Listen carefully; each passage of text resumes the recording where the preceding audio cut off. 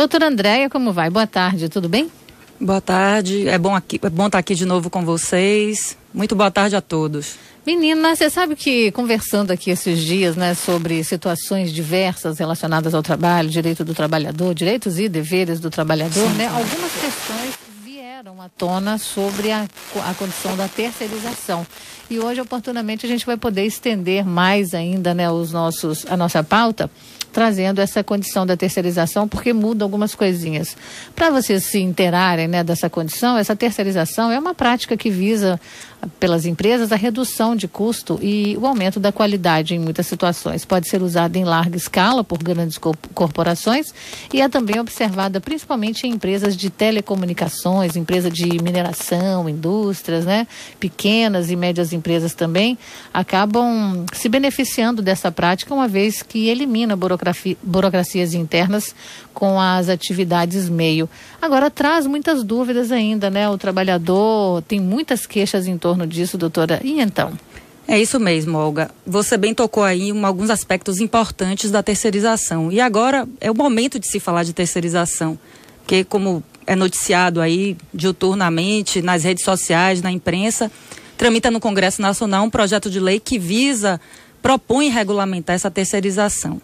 Mas de que forma é proposto isso, né? Então, nós temos posicionamentos, as associações especialmente, contrários a esse projeto de lei. Uhum. E eu vou buscar aqui explicar mais ou menos o que é a terceirização. Você bem disse aí, é quando uma empresa, visando realizar determinadas atividades, contrata uma outra empresa para intermediação de serviços. Uhum. Hoje, essa terceirização é regulamentada, digamos assim, por meio de normativos dos tribunais, ou seja, existe uma súmula do Tribunal Superior do Trabalho que diz quais são as hipóteses em que é permitida essa terceirização.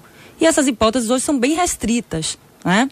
A gente tem a terceirização naquelas situações da Lei do Trabalho Temporário, que é a Lei 6.019, aqueles serviços de vigilância, de limpeza, de conservação e em outras atividades ligadas às atividades meio do tomador dos serviços, desde que não haja subordinação nem pessoalidade. Então, hoje é assim que funciona. Ok, nós citamos aqui, né, empresas que trabalham grandes corporações, bem como as de telecomunicação, de mineração, indústria, call center, etc., né? Agora, esse tipo de empresa, uma vez contratando o serviço terceirizado, tudo que for de direito e dever também do funcionário nessa questão aí, é de responsabilidade dessa empresa terceirizada e não absolutamente nada a ver com a que contratou a empresa que terceirizou. Não é bem assim. Hoje, como é que funciona? A empresa que toma o serviço, aquela que se beneficia da prestação de serviço, ela também responde, ainda que de forma subsidiária. Ou seja, se houver inadimplemento das verbas trabalhistas por parte da verdadeira empregadora, que é a empresa de terceirização, digamos assim, aquela que se apropriou dos serviços, que se beneficiou da prestação de serviço, também é responsabilizada. E como eu te disse, hoje só é permitida a terceirização em determinadas atividades. Por quê? Por se tratar de algo excepcional, a restrição que a jurisprudência faz em relação a isso é a maior possível. Então, hoje, é esse o posicionamento que existe. Se esse projeto de lei for aprovado, aí, e essa é a nossa preocupação, se permitir a terceirização da forma mais ampla possível. Isso é realmente preocupante. Porque quando se fala em terceirização, não é algo assim tão simples. Deve ter muita cautela, né? Porque a terceirização precisa estar em conformidade com os objetivos, com as estratégias dessa empresa, porque pode, inclusive, botar tudo a perder, né? Quanto aos seus objetivos. Isso. Inclusive, tem dados importantes que eu até trago aqui, só para você ter ideia, já que você tocou nesse assunto, para o próprio empregador é preocupante.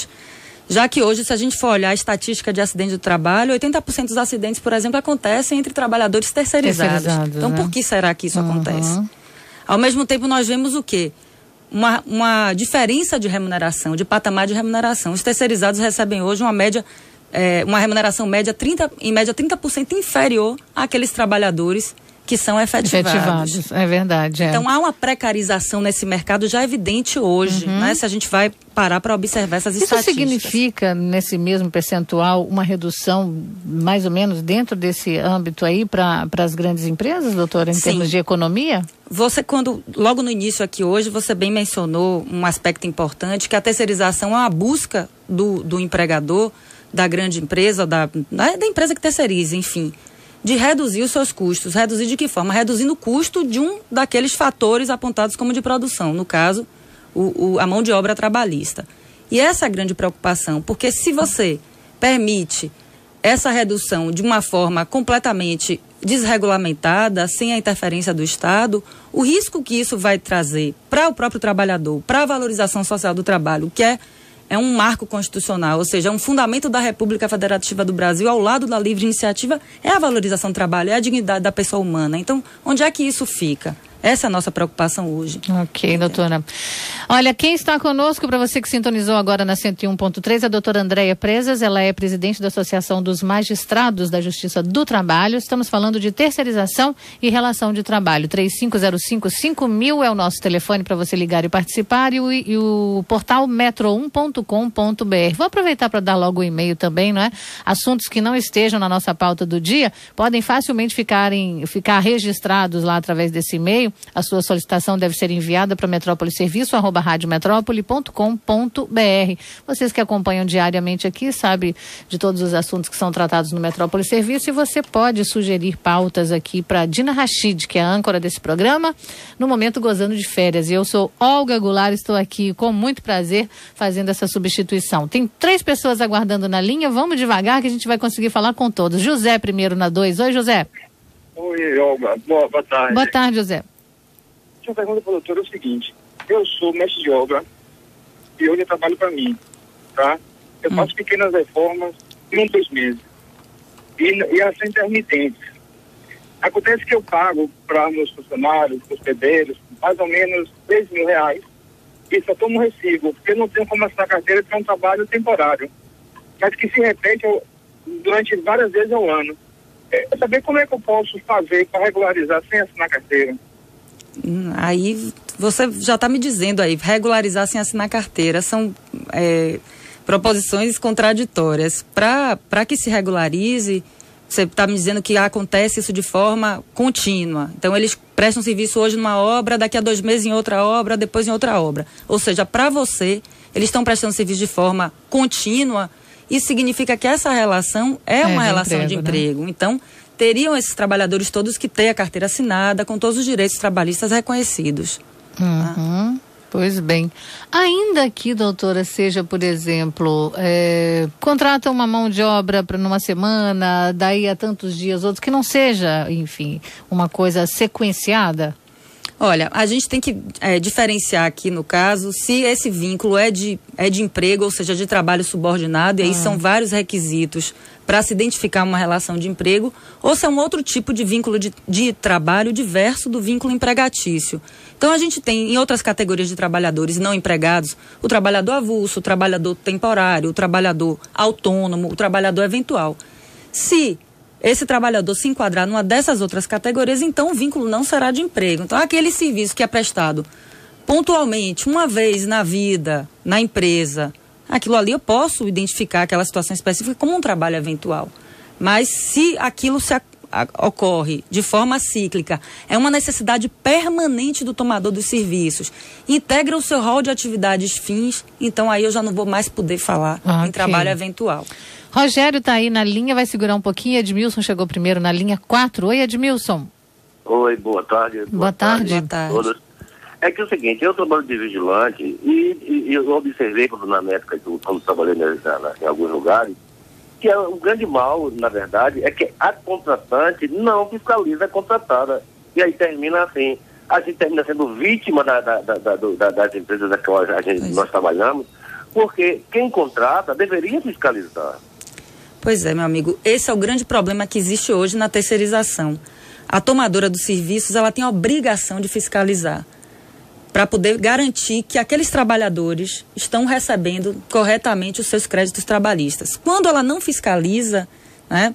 Ela é responsável de qualquer forma, mas se ela não fiscaliza, a situação se torna mais grave ainda, porque a inadimplência dos créditos trabalhistas aumentam e depois ela vai terminar sendo responsabilizada, ainda que judicialmente, pelo pagamento de todos aqueles débitos trabalhistas. Infelizmente, é uma realidade que existe hoje. Essas empresas essas empresas de terceirização geralmente não possuem patrimônio e quem termina pagando por tudo é quem se beneficiou da prestação do serviço, que termina sendo responsabilizado. Ok. Rogério está aí na 2? Oi, Rogério. Opa, boa tarde, tudo bem? Tudo bem, Rogério. Eu queria tirar uma dúvida com a doutora, eu não sei se ela pode me ajudar, né? Mas talvez ela possa. Eu trabalho em uma empresa, tá? Que eu sou registrado. E, ao mesmo tempo, eu me inscrevi como microempreendedor, tá? Eu queria saber, se eu saísse dessa empresa, né, eu teria direito a todos os benefícios trabalhistas? Tudo bom, ouvinte? Olha só, se você é empregado dessa empresa, saindo da empresa, ou por pedido de demissão, ou sendo despedido, você terá direitos trabalhistas, sim, a receber. E aí vai depender da modalidade da rescisão do contrato, se vai ser a pedido de demissão, se vai ser pedido de demissão seu, se vai ser despedida por parte da empresa. Mas uma vez existindo um vínculo de emprego, dali emergem todos os direitos trabalhistas. Ok. Tem um anônimo aqui que cita a condição da maioria dos médicos junto a hospitais e clínicas e pede que você comente essa situação. Normalmente o que eu me deparo no dia a dia, eu só posso falar da minha vida, minha experiência prática, em relação a essa área de saúde, há muita intermediação por cooperativas de trabalho, que nem sempre são autênticas cooperativas. Então, se num determinado caso concreto, o juiz identifica que ali está havendo uma verdadeira intermediação de mão de obra proibida, porque é a atividade fim daquela instituição de saúde, vai reconhecer a fraude à legislação trabalhista, declarar aquilo ali no processo do trabalho e reconhecer o vínculo diretamente com o tomador do serviço. Como eu te falei, hoje não se pode terceirizar em atividade fim, ou seja, aquela principal atividade do tomador do serviço. Se isso ocorrer, o juiz do trabalho reconhece a fraude e reconhece o vínculo diretamente com o tomador dos serviços. Que isso fique claro, assim é hoje. Ok. Agora tem quem aqui? José, né, na linha 2. Oi, José, tudo bem? Alô, boa tarde. Boa tarde. Eu estava querendo falar assim sobre o seguinte. Minha esposa trabalha numa empresa que trabalha no aeroporto vendendo assinatura de revista, certo? Só que é uma empresa que não tem carteira assinada, não tem nada. E o que é que acontece? Eles recebem mês vencido, não tem um controle sobre as vendas que elas fazem. E eu queria saber o que é que a gente pode fazer para poder, ela começar a receber direitinho. Formalizar, né? Fazer um contrato mesmo. Isso. Olha só, existem vários caminhos aqui. Tem um caminho anterior à judicialização que a gente tem que falar. Essas relações de trabalho, elas são fiscalizadas pelo Ministério do Trabalho. E qual é o órgão aqui na Bahia que fiscaliza isso? A Superintendência Regional do Trabalho. Então, havendo eventualmente uma denúncia à Superintendência Regional do Trabalho, um fiscal certamente será deslocado para identificar se ali há uma relação de emprego e constatando a existência e percebendo que os direitos trabalhistas não foram reconhecidos, ou seja, não há assinatura de carteira de trabalho, não há pagamento regular de salários, vai lavrar o auto de infração, né? Então, isso vai ocorrer. Quando essa situação toma um aspecto, uma amplitude maior, geralmente se faz uma denúncia também ao Ministério Público do Trabalho, né? Então, a gente tem esses caminhos. Primeiro, inicialmente, como órgão fiscalizador, a Superintendência Regional do Trabalho, que fará essa fiscalização por meio de seus fiscais do trabalho. O Ministério Público do Trabalho também tem essa capacidade investigatória e, eventualmente, pode propor, inclusive, ações civis públicas, ações coletivas em defesa desses direitos trabalhistas lesados. E, finalmente, o Judiciário Trabalhista. No processo do trabalho, se o indivíduo se sente lesado individualmente, ele pode buscar um advogado ou seu próprio sindicato e entrar com a ação trabalhista, com a queixa trabalhista, como a gente chama, ou reclamação trabalhista, como queiram. E ali, já perante o Poder Judiciário, perante o juiz, vai haver uma instrução daquele processo e, ao final, uma sentença reconhecendo ou não direitos trabalhistas, né? Então, são esses os caminhos que existem. Ok, vamos atender agora o Marcos Araújo, e vocês, Rita, Viviane, outro anônimo, segura um instantinho, eu já chego lá. Tudo bom, Marcos? Oi, Olga, tudo bem? Tudo bem, boa tarde. Boa tarde. Estou fãzão seu, viu? Obrigada. Seu programa é maravilhoso, sempre estou ouvindo suas entrevistas aí, maravilhosas. Obrigada, Veja Marcos. só, eu liguei o rádio agora e não vi o nome da doutora que está aí. É a doutora Andréia. Isso, doutora Andréia, boa tarde. Boa tarde. Eu sou na sindicato. Aí você Está interrompendo. A ligação está muito ruim, Marcos, a gente está perdendo a qualidade aí do que você está falando, está cortando. melhorou? Não. Eu vou ligar. Então tá legal, aguarda. Assim que aparecer seu nome aqui, a gente fala com você. Vamos passar para Viviane, que está agora na linha 5. Tudo bom, Viviane? Tudo bem, boa tarde. Boa tarde. É o seguinte, eu tenho um processo na Justiça do Trabalho referente a uma prestadora de serviço. Na verdade, eu prestava serviço para Oi, eu tinha uma prestadora de serviço, a Voice, eu trabalhava para ela, para Oi, enfim. E aí, no processo, a empresa acabou fechando e eu dei entrada na minha maternidade nesse período. Enfim, se passaram 3 anos, eu ainda não consegui receber nada referente ao processo. Apesar de ter um advogado, apesar de estar correndo atrás, apesar de ter já aprovado que a Oi era a tomadora do serviço, ainda assim, 3 anos depois, nada adiantou. Tinha um prazo que a justiça tinha que me dar uma resposta, que assim, imputa a maternidade, direito adquirido da mulher, então é uma coisa que não tinha como não pagar, né? Aí eu quero saber de vocês como é que vai funcionar ainda, porque se é mais de alguns anos, ou se, enfim. Tudo bom, ouvinte? Olha só, assim, sem saber o seu processo, sem ver o número do seu processo, sem olhar a tramitação do processo, eu não tenho muito o que dizer realmente. Mas se tem 3 anos que deu entrada, certamente esse processo já houve sentença, deve estar em fase de recurso, pelo que você está me dizendo aí, deve estar em fase de recurso. Não sei se já se iniciou a execução, né? Aí tem que ver, porque são vários recursos possíveis previstos na legislação.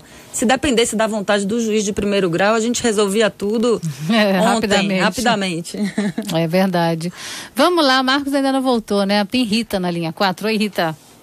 Oi, Olga, boa tarde. Boa tarde, Rita. Boa tarde. Minha querida, eu estou com um problema um pouquinho complicado. Eu trabalhei numa clínica de fisioterapia e essa clínica me contratou sem ter um preceptor. E como eu não tinha um prescrito ainda, essa pessoa teria que me dar, certo, um preceptor que está comigo para poder assinar todos os prontuários e tudo isso. E o que acontece? Essa moça, eu assinei sem preceptor, essa moça não resolveu mais ficar na clínica e eu não fui contratada, mas mesmo assim eu respondia por todos os pacientes da clínica e tem documentação sobre isso tudo, que eu respondia por elas e a moça agora não me paga o tempo que eu trabalhei, foram 3 meses. Aí é o que eu posso te dizer, o que eu já respondi aqui antes. Agora, o ideal é que você procure ou o seu sindicato ou um advogado particular para ver qual é o próximo passo aí. Realmente, se cobrando amigavelmente não recebe, então tem que ir para a justiça. Verdade. Né? Não tem outra alternativa. Anônimo está na linha 2, boa tarde. Caiu a ligação dele, mas vai ligar de novo, 3505-5000. Vamos dar vencimento aqui nas nossas dúvidas, né? Quem está conosco é a doutora Andréia Presas, ela é presidente da Associação dos Magistrados da Justiça do Trabalho, falando sobre terceirização e relações de trabalho. Cleide está na linha 3, boa tarde, Cleide. Boa tarde, tudo bom? Tudo. Como? Eu gostaria de saber o seguinte, eu trabalhei numa empresa de construção civil. E aí, o meu chefe botou eu como contrato social como sócia. O menor, no caso, 20%, não sei. E aí ele foi embora e não deu baixa. O que é que eu faço? Olha só, Cleide, você está me dizendo de uma situação aí que, na sua percepção, quer dizer, pelo que você está me dizendo, né, você foi colocada, embora empregada, foi colocada como sócia, né? Então aí tem que ir para o judiciário mesmo, para no processo judicial se reconhecer essa fraude e aí sim buscar o pagamento de seus direitos trabalhistas. Procure o sindicato, procure um advogado particular, fica a sua escolha, a seu critério. Ok. Vamos ver aqui a dúvida da Carmen. Sou técnica em segurança, doutora, segurança do trabalho, numa empresa e por pedir aumento ao meu chefe, ele me transferiu de forma bem arbitrária para outra empresa com um CNPJ diferente. E lá eles me deixam fazendo nada o dia inteiro. Será que isso é legal? Não, pelo que ela está relatando aí, me parece uma situação clara de abuso, até envolvendo assédio. Talvez até visando provocar o quê? Um pedido de demissão, né? Então, não, essa situação não é normal. Primeiro que a transferência é uma alteração contratual, teria que haver a concordância desse trabalhador. Claro, se é para uma outra empresa. Uma outra empresa, um outro CNPJ, ela teria que concordar com isso. Não concordando, essa alteração é nula, então... Minha amiga, vai consultar aí um advogado, vai consultar seu sindicato, que essa situação está errada. Ok. O Oliveira deseja pra gente, doutor, uma boa tarde, diz que acredita que está um pouquinho fora do foco da nossa conversa, mas se você puder ajudá-lo, ele diz que trabalha numa empresa situada no comércio, em regime normal, porém é registrado por outra, situada em outro endereço, cujo regime é simples. Eu gostaria de saber se isso está correto. Ou será que nós estamos sendo lesados? O que eu posso fazer? Ele já disse aí o que está acontecendo. Então, se ele trabalha para uma e quem registra a carteira dele é outra empresa, isso está errado. Isso é fraude. Né? É fraude. Uhum. Então, tem que ver direitinho por que está sendo registrado por essa outra. É grupo econômico? Não é grupo econômico? Está sendo feito dessa forma para quê? Para que essa empresa se exonere de obrigações trabalhistas? Uhum. Se for... Essa situação que eu estou relatando aqui, se for uma situação de fraude, cabe denúncia. Cabe denúncia à Superintendência do Trabalho, a SRT, a antiga Delegacia do Trabalho. Né? Ok. E Márcia pergunta se uma empresa de RH pode ser totalmente... um setor, né, de RH totalmente terceirizado por uma empresa. Olha, eu vejo que não. Na minha opinião, não pode, porque a RH integra a atividade principal. Como é que uma empresa hoje vai funcionar sem ter um setor de RH? Eu não vejo a possibilidade de funcionamento de uma empresa, de funcionamento normal, sem um RH. Então, como se trata de uma necessidade permanente, de uma atividade permanente, não pode haver. A princípio, em princípio, eu não sei o caso concreto, não pode haver, em tese, não pode haver terceirização. Tá bom. E ela ainda pergunta assim, num outro entendimento aqui, porque eu entendi que fosse isso, né? Se uma empresa grande poderia terceirizar todo um setor de RH. Mas ela pergunta, uma RH é uma empresa de terceirização? Eu acredito que ela tenha se referido mesmo a isso que eu acabei de passar, né? Bom, se não for isso, Márcia, por favor, mande a sua pergunta melhor formulada, que a gente não entendeu bem. Vinícius diz aqui, doutor André, em relação à terceirização do setor público, eu passei no concurso público na Prefeitura de Salvador para o cargo de dentista no setor de urgência, atividade fim, né? O concurso está em vigor, mas a Prefeitura está terceirizando todo o setor de urgência, tanto a atividade meio quanto a atividade fim, através de organizações sociais. O que eu posso fazer? Pois é, meu amigo, esse é um grande mal que nos assola. A terceirização começar pelo próprio setor público, ou seja, a administração pública que deveria dar o exemplo, descumprindo a Constituição Federal, descumprindo tudo. Então, a gente se depara com isso todos os dias. Terceirização e atividade fim, isso é uma forma de burlar concurso público, você deixa de contratar o efetivo para contratar um terceirizado, é uma forma de precarização das relações trabalhistas. É denúncia ao Ministério Público aí, tem que ser denúncia ao Ministério Público para que apure essa irregularidade. Presas, ela é presidente da Associação dos Magistrados da Justiça do Trabalho e o nosso assunto é terceirização e relações de trabalho. Participe conosco, 35055000 ou acesse o portal metro1.com.br. Doutora, vamos dar vencimento aqui a alguns desses questionamentos antes de começarmos os telefonemas, que já tem gente aguardando na linha. Tem um anônimo, diz que tem uma empresa de telecomunicações terceirizada, aumentou o salário num acordo coletivo e 2 meses depois está retirando o pagamento das remunerações variáveis dos funcionários. Moral da história, ao invés de termos aumento, nós vamos ganhar menos do que antes do acordo coletivo. Pode isso? Claro que não, isso é ilegal, é alteração contratual, como eu já disse, alteração contratual prejudicial ao trabalhador, evidentemente prejudicial, completamente nula.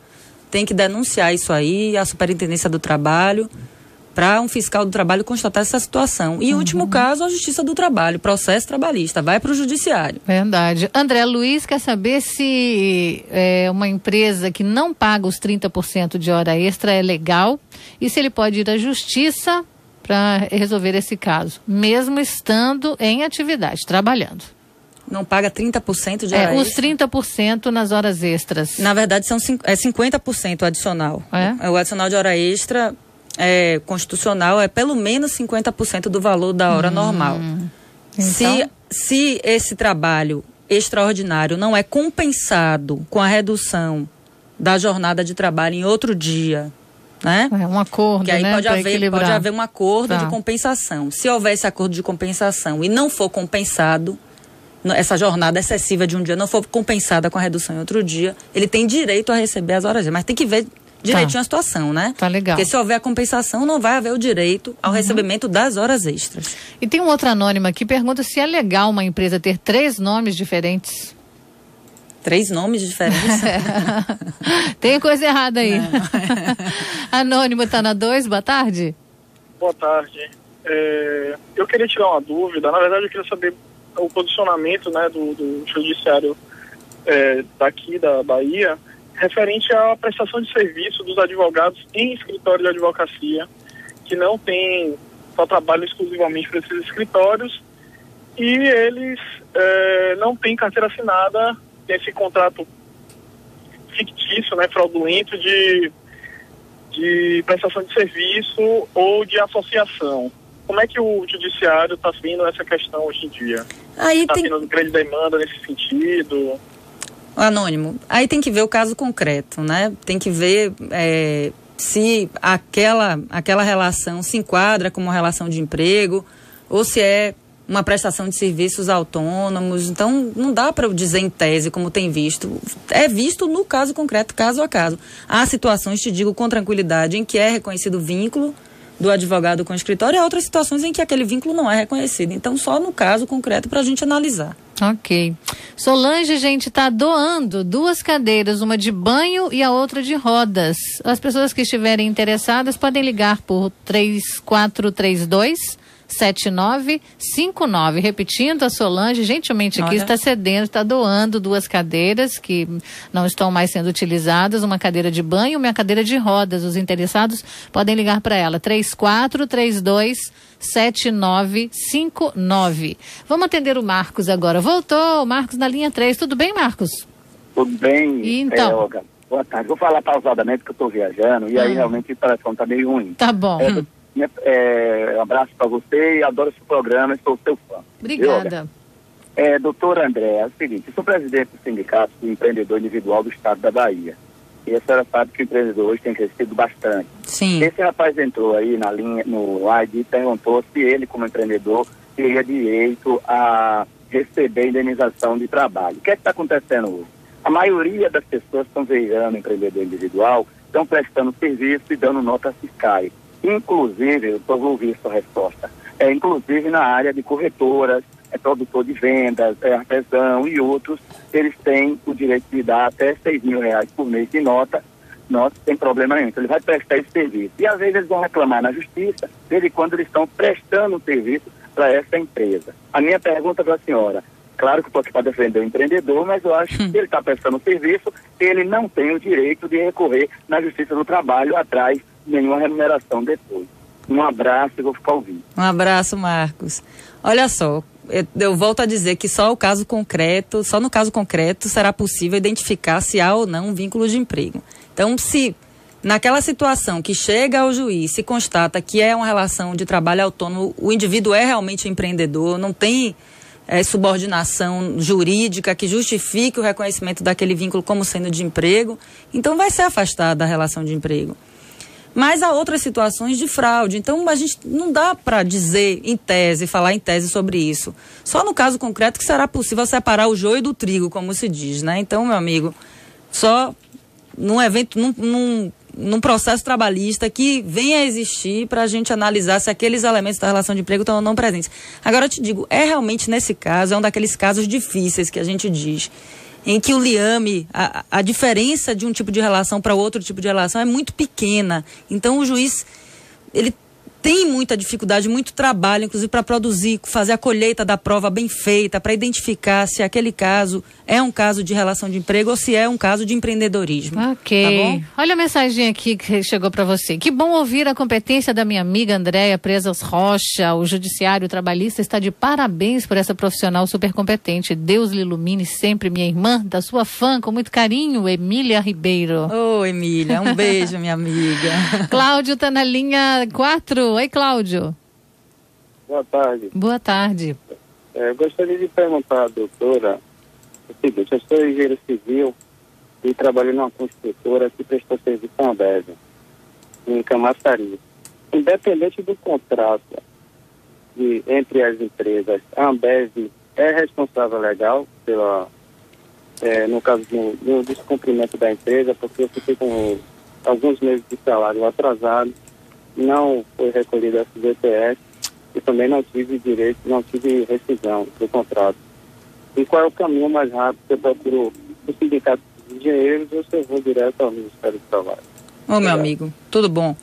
Olha só, hoje em dia existe um posicionamento do Tribunal Superior do Trabalho no sentido de que aquela empresa, a dona da obra, desde que não seja uma empresa construtora ou incorporadora, claro, uma dona da obra, ela não tem responsabilidade em relação a obras de construção civil. Então, nesse caso, ele falou, eu tô dizendo isso porque ele falou da Ambev especificamente, sim, que é uma empresa de bebidas, né? É uma indústria de bebidas e distribuidora. Então, nesse caso, que essa empresa contratou uma construtora para realizar uma determinada obra, se é essa situação, a posição do Tribunal Superior do Trabalho é de que não há responsabilidade.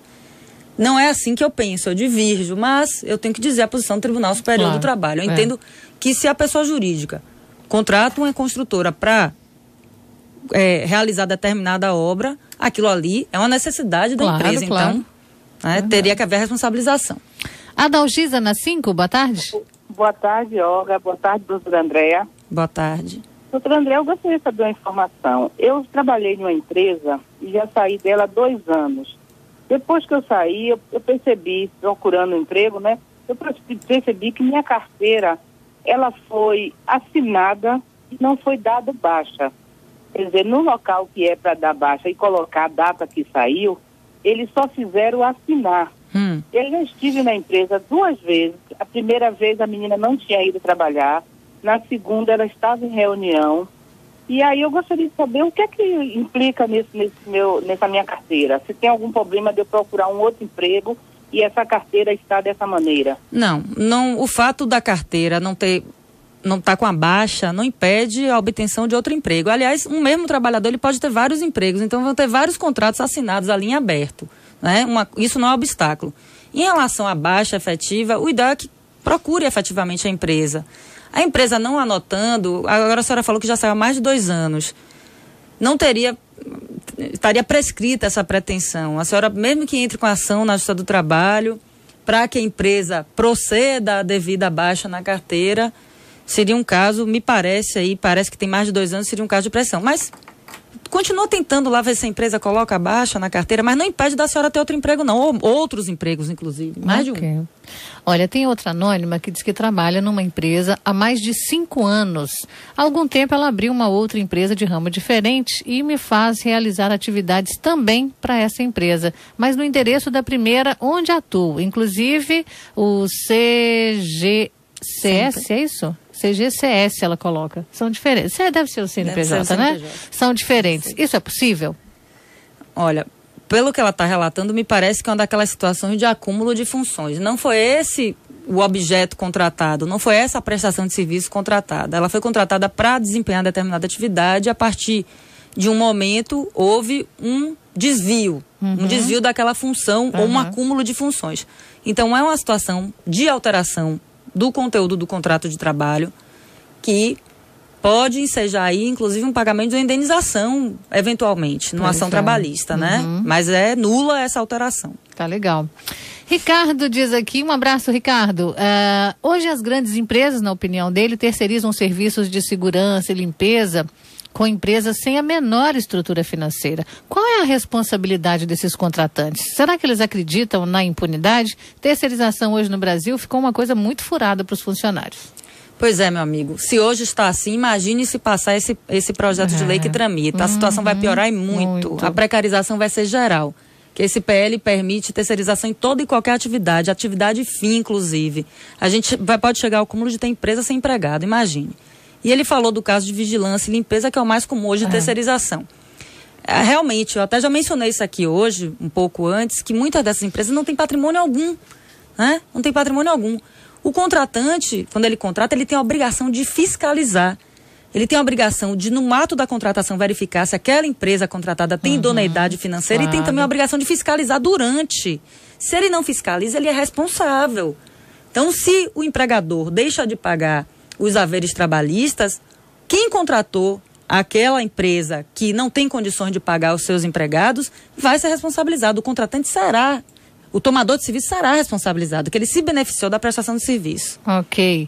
Tem uma anônima aqui dizendo que recebia 4 transportes, 4 vales transporte, e a empresa acabou reduzindo para 2, se isso é direito. Não, se a necessidade permanece de 4 vales de transporte por dia, a empresa jamais poderia ter reduzido. Só se ele informou a empresa que não precisava, a partir de determinado momento, de 4, mas apenas 2. Não pode haver essa redução, não. Ele tem que ir lá brigar pelos direitos dele. Tá bom, vamos aqui pro abençoado. Diz que tem um processo ainda em andamento na 16ª Vara, onde já recebeu uma boa parte. Referente ao valor restante, constam os seguintes movimentos, doutora. Dia 17/10/2013, às 12h38, ele diz: autos para cumprimento pela Secretaria, 17/10, 10h39, elaborada minuta de despacho. Que é isso, doutora? Bom, eu não sei o teor do despacho.